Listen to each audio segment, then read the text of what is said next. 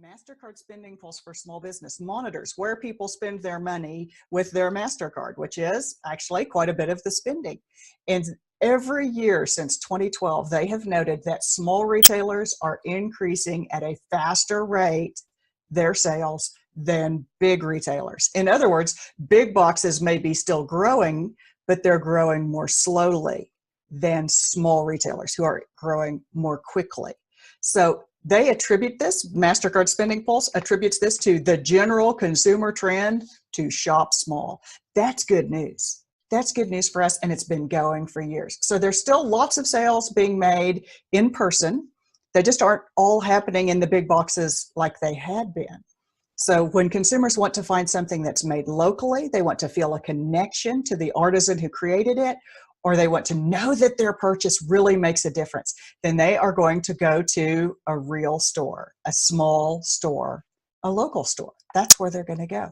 Now, small retailers that thrive in the future and that capitalize on this, the ones that will be growing in the future, will be actually dipping from both sides of the split. They will be bringing together online and offline.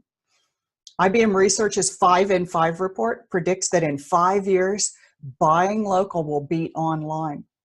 And that's because they point to this immersive, mixed digital and physical experience that brings together the immediacy of physical shopping and the intelligence of online shopping. So that's a very different store than what we're used to for local stores. Trend watcher J. Walter Thompson Intelligence calls this new level of integration, they call it transcendent retail. Because of course they did. They needed a big name for it.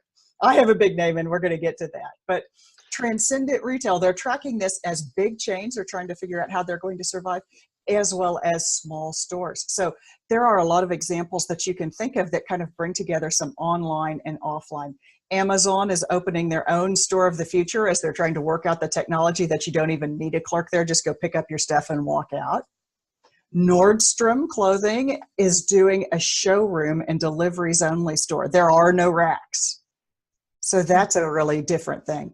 A little more accessible idea that maybe you can think of working in your store. Ace Hardware chains are actually teaming up. Ace Hardwares, of course, are all locally owned by local owners, and then they work with this national cooperative.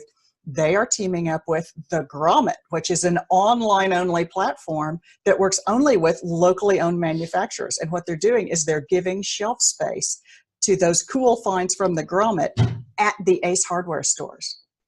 And one last example, there's a store called We the People that is opening stores that are filled just with products from Kickstarter. All those crazy products that local makers are making are showing up in actual physical stores now, and that's the We the People stores. So small stores can offer online style tools, and that can be reviews by other customers, wish lists, expanded information about products, and we're going to talk a lot more about how that plays into action steps coming up right after Deb gives us the first set of action steps coming up right now.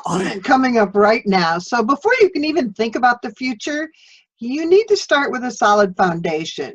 In your handout, you have the link to the 7 weaknesses and the 7 strengths of small town stores. You're going to want to take those to heart because these are the things that make your small store special, different, and better than big boxes or even shopping online. When we asked small town businesses for their biggest challenges in our survey of rural, staying open after 5 p.m. was the top challenge. This is definitely the future of retail, as more people really want life and activity downtown, and they can't be there during the day. They're at work.